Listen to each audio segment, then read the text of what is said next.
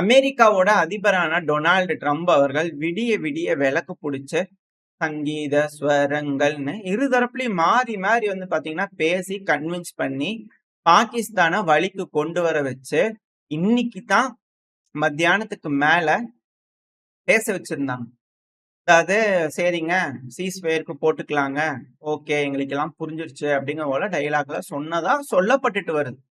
ஏதாவது வீடியோ பதிவுகள், ஆடியோ பதிவுகள் வெளியிட்டாதான் நம்மளுக்கு தெரியும். பிரஸ் பிரீஃபிங் இன்னும் கொஞ்ச நேரத்துல பாகிஸ்தானோட பிரைம் மினிஸ்டர் ஷெஹபாஸ் ஷெரீப் அவர்கள் கொடுக்கறதா இருக்கு. நம்ம சைடுல மோடி அவர்கள் கொடுக்கறதா இருக்கு, நம்மளோட பிரைம் மினிஸ்டர். அதாவது சீஸ்ஃபயர் கொண்டு வர்றது நல்லதுதான். ஆனா அத கொஞ்ச நேரம் கூட பாத்தீங்கன்னா பாகிஸ்தான் கடைபிடிக்கல. ரொம்ப ஈஸியா பாத்தீங்கன்னா அதை வயலேட் பண்ணிட்டு வந்துட்டாங்க. அந்த நாட்டுல இருக்கக்கூடிய ராணுவம் அந்த நாட்டோட அரசியலுக்கு கீழே தான் இருக்கு அப்படிங்கறது நினைச்சா அது தப்பு. பிரைம் மினிஸ்டர் ஒரு முடிவு எடுக்கலாம், ஆனா ராணுவம் வேற முடிவுல எடுக்கும் அப்படிங்கிற கேள்வி இருக்கு. கட்டுப்படுத்த முடியாது ராணுவத்தெல்லாம். இப்ப அவங்க கிட்ட எல்லாம் மொபைல் யூஸ் பண்ணி ஃப்ரண்ட் லைன் எல்லாம் தயாரா இருக்கும்போது போட்டு போட்டு பாக்கலாம் அப்படிங்கிற போட்டு பாக்குறாங்களா, இல்ல எல்லாம் முடிவு பண்ணி தான் பண்றாங்களா அப்படின்ற கேள்விகள் இருக்கு. இப்படித்தானே இருக்கும் நாளைக்கு. பாகிஸ்தான் சீஸ்ஃபயருக்கு சரின்னு அப்படின்னு நம்ம கொஞ்சம் அசால்ட்டா விட்டா பாத்தீங்களா வேலையா. நம்ம கொஞ்சம் டிஃபென்ஸ் சிஸ்டம்லாம் ரெடி பண்ணலாம் அப்படிங்கிறது போல கொஞ்சம் கேப் எடுத்திருந்தோம்னா என்ன ஆயிருக்கும். பல இடங்கள்லயும் ட்ரோன்களை ஏவி விட்டுருக்காங்க. திரும்பியும் குஜராத் பகுதியெல்லாம் பாத்தீங்கன்னா ட்ரோன்கள் வந்திருக்கு அப்படிங்கிறது போல ஸ்டேட்மெண்ட்ஸ் வந்துகிட்டு இருக்கு, செய்திகள் பார்க்க முடியுது. அடுத்தது ஜம்மு காஷ்மீர்ல பாத்தீங்கன்னா சிஎம் இருக்காங்க இல்லையா, அப்துல்லா அவர்கள், அவங்க தரப்புல இருந்து என்ன போட்டிருக்காங்கன்னா, ஏன்பா சீஸ்ஃபயர் போட்டிருக்கேன் நீங்க, என்னப்பா இருக்கா இல்லையா, என்ன சீஸ்ஃபயருக்கு அப்படிங்கிறோட அவரு காண்டாயிருக்காரு. ஆனா இதுல இருக்கக்கூடிய மிக முக்கியமான விஷயம் என்ன அப்படின்னா, இந்த சீஸ்ஃபயர் கொண்டு வந்தாங்க, பேசுறாங்க, அமெரிக்கா அழுத்தங்கள் கொடுக்குறாங்க, இதெல்லாம் ஓகே தான். உலக நாட்டுல பாத்தீங்கன்னா நம்ம மிக முக்கியமான இடத்துல இருக்கோம். இப்ப ஜிடிபில 4வது இடத்துல இருக்கோம். இது எல்லாமே ஓகே தான். ஜப்பானை பின்னுக்கு தள்ளிட்டு நம்ம மேல வந்தாச்சு. நீ ஜெர்மனிக்கு நம்மளுக்கு கொஞ்சம் தான் டிஃபரன்ஸ். ஜெர்மனியும் பின்னுக்கு தள்ளிட்டு நம்ம வந்துருவோம். அதுல எந்த ஒரு மாற்று கருத்து இல்ல. வேர்ல்டுல நம்பர் 3வது ஜிடிபி. இது உலகத்துல பாத்தீங்கன்னா ரொம்ப பெரிய இம்பாக்டை ஏற்படுத்தும். இந்த சமயத்துல நம்ம போர்ல என்ட்ராகிறோம் அப்படின்னா பல அழுத்தங்கள் இருக்கத்தான் செய்யுது. ஆனா இந்த லஷ்கர் இ தொய்பா ஓட தலைவன் தான் பாத்தீங்கன்னா இந்த தீவிரவாத தாக்குதலுக்கு ஹெட்டா இருந்திருக்கான். இவனுக்கு ஏதாவது தண்டனைகள் கொடுக்கப்பட்டதா அப்படிங்கறதா இதுல இருக்கக்கூடிய கேள்வி. அப்புறம் எதுக்காக நம்ம அதை எஸ்கலேட் பண்ணோம், கண்டனங்கள் தெரிவிச்சிருக்கலாம்ல, இப்படித்தான் முடிய போகுது அப்படின்னா இருக்கலாம்ல அப்படிங்கிற கோபங்கள் இருக்கலாம். அதுக்கான காரணங்களும் இருக்கு. இது என்னோட தனிப்பட்ட கருத்து தான். ஏன்னா சீஸ்ஃபயர் மட்டும் வயலேட் பண்ண கிடையாது. நாகரோத்தா பகுதி, ஜம்மு அண்ட் காஷ்மீர் பகுதிகள்லாம் இன்ஃபில்ட்ரேட் பண்ணியிருக்கிறாங்க. இது இனிஷியலா வதந்தி அப்படிங்கிறது போல சொல்லப்பட்டுட்டு வருது. இதை பரப்ப வேணாம், கன்ஃபார்ம் பண்ண முடியல அப்படிங்கிற பலரும். ஆனா தேடுதல் வேட்டை ஈடுபட்டு இருக்காங்க அப்படிங்கிறது போல சில வீடியோ பதிவுகள்லாம் வந்துகிட்டு இருக்கு. 2வது ஒயிட் நைட் கார்ப்ஸ். இவங்க நம்மளோட ஃப்ரண்ட் லைன்ல இருந்து நம்மளை பாதுகாக்கக்கூடிய இந்த பூஞ்ச் பகுதி, இந்த பகுதியில நம்மளை பாதுகாக்கக்கூடிய ராணுவத்தில் இருக்கக்கூடிய ஒரு பிரிவு.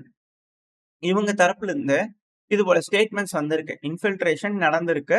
உள்ள வீரர்கள் மேல தாக்குதல் பண்ண ட்ரை பண்ணிக்கிறாங்க. சில நபர்களுக்கு காயம் ஏற்பட்டிருக்கு அப்படிங்கறது போல சொல்லியிருக்காங்க. அதாவது இதெல்லாம் செய்திகள் ஓகேங்களா. அதாவது டிஆர்எஃப் அப்படின்னு ஒரு அமைப்பு இருக்கு. அது த ரெசிஸ்டன்ட் மூமெண்ட், அந்த ரெசிஸ்டன்ஸ் இருக்காங்களா இவங்க தான். இவங்க யார் அப்படின்னா இந்த லஷ்கர் இ தொய்பாவோட ஒரு கிளை அமைப்பு. இந்த லஷ்கர் இ தொய்பா தான் பாத்தீங்கன்னா நம்ம நாட்டுல பகல்கம்ல தீவிரவாத தாக்குதல் நடத்தினாங்க. இப்ப இவங்களுக்காக தான் நம்ம இப்போ தாக்குதல் பண்ணோம் பாகிஸ்தான்ல, இல்லையா. இப்ப இவங்க தரப்புல இருந்து திரும்பவும் வீடியோ பதிவுகள் விட்டுருக்காங்க. இதை பத்தி யாரும் இன்னும் பேசல. மேபி இது பழசா கூட இருக்கலாம்.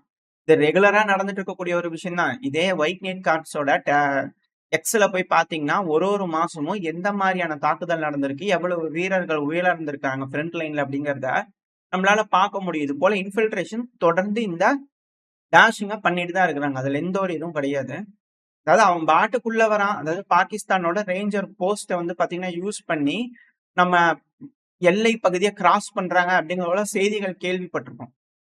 இது போல வீடியோக்களை ஷேர் பண்ண வேணாம், உணர்ச்சி வசப்பட்டுரும் அப்படிங்கிறதுக்காக, அதாவது தவறா சித்தரிக்கப்பட்டுரும், இல்ல வேற மாதிரி ஏதாவது தப்பா கன்வே ஆயிரும் அப்படிங்கிறதுக்காக இதெல்லாம் அவாய்ட் பண்றது. ஆனா இப்போ பேசியாக வேண்டிய கட்டாயத்துல இருக்கும், புரிஞ்சுக்க வேண்டிய கட்டாயத்துல இருக்கும் நம்ம. அதாவது இவன் பாட்டுக்கு வரான், சௌரியமா வரான், அவன் பாட்டுக்கு பதுங்கி இருந்துட்டு வீரர்கள் நடமாடுறாங்க. நம்மளோட வீரர்கள் அவங்க எல்லை பகுதிகளை சண்டை கிடையாது இல்லையா. ஸோ அவங்க அங்க நடந்துகிட்டு இருக்காங்க. அந்த டைம்ல கையெறி குண்ட அவன் பாட்டுக்கு வீசி எறிஞ்சுட்டு ஓடி போயிட்டான். ஸோ இது போல ஈஸியா வந்து பார்த்தீங்கன்னா, எவன் வேணாலும் வந்து என்ன வேணா செஞ்சுட்டு போயிரலாம். கடைசில கூப்ட்டு மன்னிப்பு கேட்டா ஒத்துக்கணும் அப்படிங்கிற ஒரு சூழ்நிலைக்கு நம்ம நாடு தள்ளப்பட்டுருச்சா? அப்படின்ற கேள்விகள் இருக்கு. அதுக்கான காரணம் யாரு? இப்போ அழுத்தங்கள் இருக்கு. உலக சபை எல்லாமே இருக்கு. எல்லாத்தையும் மதிச்சு தான் நடந்துக்கணும். அதுல எந்த ஒரு மாற்றமும் இல்ல. ஆனா, இது போல ஈஸியா பண்றாங்களே! இவங்களுக்கான தண்டனைகள் எதுவுமே கிடைக்காதா? அப்படின்ற ஆதங்கம் ஒரு காமன் சிட்டிசனா இருக்குமா? இல்லையா? இது இது என்னோட தனிப்பட்ட கருத்து தான். அதாவது நம்ம நாட்ல ஜெலன்ஸ்கி அவர்கள் மாரி ஒரு தலைவர் இல்ல அப்படின்னு நினைச்சு சந்தோஷப்படுறதா? இல்ல நெத்தன்யாகு அவர்கள் மாரி ஒரு தலைவர் இல்ல அப்படின்னு நினைச்சு மனச தேத்திக்கிறதா? இல்ல புட்டின் அவர்கள் மாரி நம்ம நாட்டுக்கு ஒரு தலைவர் இல்ல அப்படின்னு சொல்லி வருத்தப்படுறதா? அப்படிங்கிறது தான் எனக்கு தெரியல. சரி ஏதோ ஒரு விதமான ஒரு தலைவர் இருக்காரு அப்படிங்கிறது போல மனசு தேத்திக்க வேண்டியது தான் இருக்கும் போல தெரியுது. அதாவது இந்த சீஸ்ஃபயர் சொல்றாங்க அழுத்தங்கள். சரி ஓகே ஒத்துக்கிட்டாச்சு. இப்போ கொஞ்ச நேரம் ஆட் டிஃபென்ஸ் சிஸ்டம் எல்லாம் ரெடி பண்ணலாம். 2 நாளா ஆக்டிவா இருக்கு அப்படின்னு சொல்லி சீஸ்ஃபயர நம்பி நம்மளோட ராணுவ வீரர்கள் அத ஏதாவது பண்ணியிருக்கிறாங்க. இல்ல ஏதாவது ரெடி பண்ணலாம். இல்ல மிசைல் லோட் பண்ணலாம். வேற ஏதாவது யோசிச்சிருந்தாங்கன்னா, இப்ப என்ன ஆயிருக்கும்? எந்த அளவுக்கு தாக்குதல்கள் வீரியமா நம்ம பகுதிகளுக்குள்ள நடந்திருக்கும்.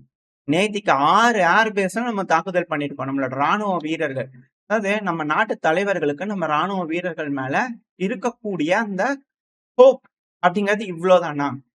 அப்படின்ற கேள்விகள் இருக்கு. என்ன இருந்திருக்கும் இந்த டைம்ல சீஸ்ஃபயருக்கு அழுத்தங்கள் குடுத்திருந்தா அப்படின்னா, இது என்னோட ஒரு இதுதான். இல்லங்க, எங்க நாட்டுல தீவிரவாத தாக்குதல் நடந்திருக்கு. அந்த தீவிரவாதியோட தலைவன எங்ககிட்ட ஒப்படைக்கணும். அப்படிங்கிற டிமாண்ட் எல்லாம் வச்சிருக்கணும். என்ற கேள்விகள் இருக்கு. இதே அமெரிக்கால தீவிரவாத தாக்குதல் நடந்தா எந்த மாரி அடிக்கிறாங்க? இதே இஸ்ரேல்ல வந்து தீவிரவாத தாக்குதல் நடந்தா எந்த அளவுக்கு அடிக்கிறாங்க? இப்ப நம்ம நாட்டுல மட்டும் என்னங்க இது? அப்ப அவ்வளோதானா நம்ம வந்து அந்த அளவுக்கு தான். சரி ஓகே வந்தாங்கன்னா நம்மள அடிப்பாங்க. அதுக்கு பதிலுக்கு வந்து கோவப்பட்டுக்கலாம், பேசிக்கலாம். பட் ஆனா நம்மளால வந்து எதுவும் செஞ்சுக்க முடியாது அவ்வளோதானே. அப்புறம் அவங்க நெனைச்சாங்கன்னா, அதையும் மீறிக்கலாம். ஆனா நம்ம வந்து அதுக்கு எல்லாத்துக்கும் சரி, சரின்ட்டு போயிரணுமா? அப்படின்ற கேள்விகள் இங்க வருது. இது என்னோட ஒரு தனிப்பட்ட இதுதான் ஒப்பீனியன். ஆஸ் அ இந்தியன் சிட்டிசனா எனக்கு இருக்கக்கூடிய விஷயத்த நான் கன்வே நான் பண்றேன். அவ்வளோதான். உங்களோட கருத்துக்கள் என்ன அப்படிங்கிறது கமெண்ட் செக்ஷன் சொல்லலாம். இதுல பல்வேறு கருத்துக்கள் இருக்கலாம். இல்ல என் மேல கோவம் வரலாம். எது வேணாலும் வரலாம். ஆனா இது போல வீடியோல ஏன்பா போடுற அப்படின்னு கோவங்கள் வரலாம். ஆனா இதுல இருக்கக்கூடிய விஷயம் இவ்வளவு ஈஸியா அவனுக்கு பண்றானா, தைரியம் குடுக்கறது யாரு அப்படின்ற கேள்விகள் இருக்கு. இப்போ இந்த பிரச்சனை நடந்துருச்சு. அதாவது ட்ரம்ப் அவர்கள்கிட்டயே 2 விதமான ஸ்டேட்மெண்ட் நம்மளால பார்க்க முடியும். மே 8 வரைக்கும் அவர் என்னோட நிலைப்பாடு என்ன அப்டின்னா, அவங்களே பேசி தீர்த்துக்குவாங்க. அப்படிங்கிறது போல இருந்துச்சு. மே 9க்கு மேல மே 9லிருந்து நைட்டோட நைட்டா பேசி மே 10 தீர்க்குறாங்கன்னா என்ன அர்த்தம்? மே 9 பரேடு ரஷ்யால நடந்து முடிஞ்சிருச்சு. நம்ம போக கிடையாது. நம்ம ராணுவம் அங்க பார்ட்டிசிபேட் பண்றது ஒண்ணும் பெருமளவுல இல்ல. சோ அப்ப என்ன காரணம்? அது அவங்களுக்கு வேணுங்கிறத அவங்க எடுத்துக்கிட்டாங்க. 2வது மே 9 நம்மளால முடியல. அட்டெண்ட் பண்ண முடியல. 2வது பைலேட்டரல் அக்ரீமெண்ட்ஸ். முதல்ல அமெரிக்கா அமெரிக்காவோட நம்மளுக்கு 0 ட்ரேட். அவங்க எந்த பொருட்கள் வேணாலும் நம்ம நாட்டுல வந்து வித்துக்கலாம். வரி கிடையாது. இதே வந்து யுகே கூட ஃப்ரீ ட்ரேட் அக்ரீமெண்ட் போட்டிருக்கும். சோ 2 நாடுகளும் இது அழுத்தங்கள இந்த சந்தர்ப்பத்தை பயன்படுத்தி ஒப்பந்தங்கள் கையெழுத்து வாங்கிட்டாங்க. வேணுங்கலாம் கிடைச்சிருச்சு. ரிஷி சுனாக் அவர்கள் பிரைம் மினிஸ்டரா இருக்கும்போது நடைய நடந்தாரு. ஆன வரைக்கும் பார்த்தாங்க. நம்ம கையெழுத்து போடல, ஒப்பந்தம் போட்டுக்கல. இப்ப எப்படி போட வச்சுட்டாங்களா? எல்லாம் முடிஞ்சிருச்சா? இப்ப ஐஎம்எஃப்ல 1 பில்லியன் தான் பாகிஸ்தான் கேட்டாங்க. 2 பில்லியனா குடுக்குறோம். அதுவும் முடிஞ்சிருச்சா? அப்படின்ற கேள்விகள்லாம் இருக்கு. அப்போ சந்தர்ப்பத்தை யூஸ் பண்ணி வேணுங்கிறது எல்லாத்தையும் செஞ்சுக்கிட்டு, இப்ப அழுத்தங்கள் கொடுத்து அவங்க நிறுத்திட்டு போயிட்டாங்களா? அவங்களுக்கு வேணுங்கிற காரியவாதிகள் காரியத்த சாதிச்சுக்கிட்டாங்க. சரி ஓகே.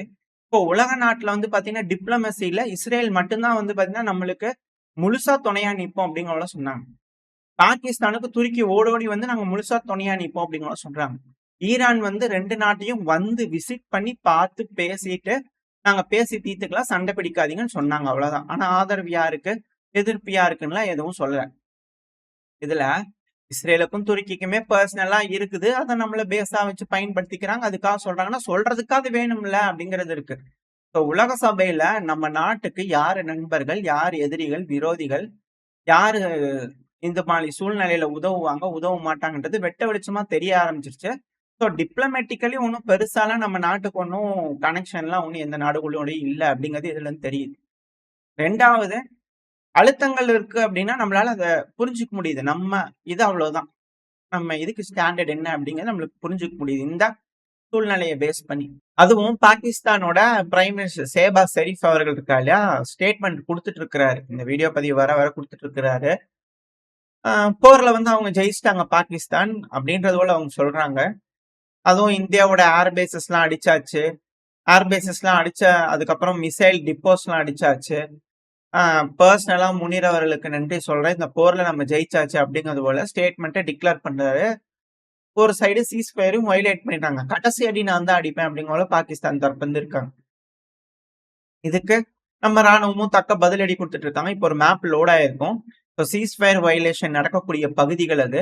ஸோ அந்த இடங்கள்லாம் சீஸ் ஃபயர் வயலேட் ஆயிட்டு இருக்கு. இப்போ கரண்டான சிச்சுவேஷன்ல பதிலடிகளும், தாக்குதல்களும் நடந்துட்டு இருக்கு. பாகிஸ்தானுக்குள்ளேயும் ஏர் டிஃபென்ஸ் சிஸ்டம் ஆக்டிவேட்டா இருக்கு. நம்ம தரப்புல இருந்து தாக்குதல் பண்ணிட்டு இருக்காங்க அப்படின்ற குற்றச்சாட்டுகள் பாகிஸ்தான் தரப்புல இருந்து வருது. அதனால வெயிட் பண்ணி பார்ப்போம். அஃபிஷியலா நம்ம தரப்புல இருந்து ஏதாவது ஸ்டேட்மெண்ட்ஸ் வருதா? இல்ல சீஸ் ஃபயர நம்ம ஃபுல் ஃபிளெட்ஜ்டா ஃபாலோ பண்ண போறோமா? இல்ல எப்படி திரும்பவும் வந்து பாத்தீங்கன்னா, அமெரிக்கா கிட்ட இது போல நடந்துருச்சு. சீஸ் ஃபயர் வயலேட் ஆயிடுச்சு. என்ன சொல்ல போறீங்க? அப்படிங்கிறது போல அவங்க கிட்ட போய் முறையிட போறோமா? ஏன்னா போலீஸ் அவங்களா இருக்கும்போது அவங்க கிட்ட ஒரு வார்த்தை கேட்க வேண்டிய கட்டாயத்துல இருக்கிறோம் இல்லையா? ஸோ அதனால அவங்க கிட்ட கேட்டு அதுக்கப்புறம் நடவடிக்கைகள் எடுப்பாங்களா? இல்ல அப்படியே அவ்வளவுதான் இது ஒண்ணும் பெருசா இல்ல அப்படிங்கிறது போல விட்டுருவாங்களா? என்ன ஏதுங்க தெரியல. ஆனா தேடுதல் வேட்டையில ஈடுபட்டு இருக்கிறாங்க அப்படிங்கிற போல செய்திகள்லாம் வந்துகிட்டு இருக்கு. இது ஒரு சைட் போயிட்டு இருக்கு. ஸோ நம்ம தரப்புல என்ன மாரியான ஸ்டேட்மெண்ட்ஸ் வருது அப்படிங்கிறத வெயிட் பண்ணி பார்க்கலாம். ஆ அடுத்தது வந்து பார்த்தீங்கன்னா, இன்னும் சில விஷயங்கள் வந்துகிட்டு இருக்கு. அதாவது இம்ரான் கான் அவர்கள வந்து பார்த்தீங்கன்னா, இறந்துட்டாங்க, கொன்னுட்டாங்க. இத மறைக்கிறதுக்காக இது போல போர் செஞ்சிருக்காங்க அப்படிங்கிறதெல்லாம் சொல்லிட்டு இருக்காங்க. அது வதந்தி அப்படிங்கிறது போலயும் பெருமளவுல வந்துகிட்டு இருக்கு. ஆனா போலீஸ் ஸ்டேஷன்லாம் தீ வச்சு எரிச்சுட்டாங்க அப்படிங்கிற வீடியோ பதிவுகள்லாம் ஒரு சைடு வந்துகிட்டு இருக்கு. எது எப்படியோ, வதந்திகள் அப்படிங்கிறது பலதும் வந்துகிட்டு இருக்கு. மிஸ்இன்ஃபர்மேஷன் ஒரு வேளை அப்படின்னா, இந்த பிரச்சனைய மறைக்கிறதுக்காக கூட பாகிஸ்தான் இது போல வயலேட் பண்ணியிருந்திருக்கலாம். சீஸ் ஃபயர் வயலேஷன் இது போல பல விஷயங்கள். ஏன்னா உள்நாட்டுக்குள்ள ஏதாவது பிரச்சனை வந்துரக்கூடாது அப்படிங்கிறதுனால, இது போல ஏதாவது திசை திருப்புறாங்களா அப்படிங்கிற போல கேள்விகள் இருக்கு. வெயிட் பண்ணி பார்ப்போம். நம்ம நாடு என்ன மாரியான முடிவுகள் எடுக்குது. நம்ம ராணுவம் எந்த மாரியான ஆர்டர்ஸ் போப்போது நம்ம ராணுவத்துக்கு. அ பதில் நடவடிக்கைகள் என்ன மாரி இருக்க போகுது அப்படிங்கிறத வெயிட் பண்ணி பார்ப்போம். ஏதாவது இருந்துச்சு, தகவல்கள் வந்ததுன்னா, அடுத்தது பையில பார்க்க ஆரம்பிக்கலாம். ஓரளவுக்கான தகவல்கள் இந்த பையில பார்த்துருப்போம்னு நினைக்கிறேன். இதோட இந்த பதிவு நான் முடிச்சுக்கலாம். இந்த பதிவு எப்படி இருந்துச்சு உங்களுக்கு பிடிச்சிருக்கா? பிடிச்சுனா லைக் பண்ணிட்டு உங்க ஃப்ரெண்ட்ஸ் அண்ட் ஃபேமிலியோட ஷேர் பண்ணிக்கோங்க. அது கூடயே மறக்காம இந்த பதிவு பத்தின கருத்துக்கள கமெண்ட் செக்ஷன்ல சொல்லுங்க. இந்த பதிவு நல்லா இருக்கும்ன்ற நம்பிக்கையில அடுத்த பதிவுல உங்கள சந்திக்கிறேன். அது வரைக்கும் ஸ்டே சேஃப். பை.